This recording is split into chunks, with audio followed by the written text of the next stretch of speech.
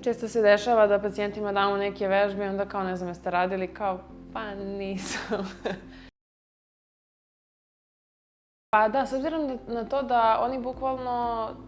dosta njih ili budu već na dosta mesta da su bili pa im nemaju nikakav pomak ili ništa i onda kad dođu kod nas ono već ne znam izgube i volju i nadu i onda kao u tom smislu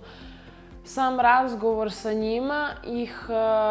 i motiviše i uopšte ono kao objasnimo, bukvalno ne znam, neko ako je prvi put uopšte ne znam, objašnjavamo šta treba da osete, koje je uopšte terapijsko dejstvo toga, zbog čega mu uopšte to radimo i onda, ono da kažem, samim tim stvorimo to neko poverenje da se uopšte da nastave da dolaze kod nas, a samim tim i ono da se maksimalno prepuste da im bude i prijatno da dolaze i da žele i sami da rade, jer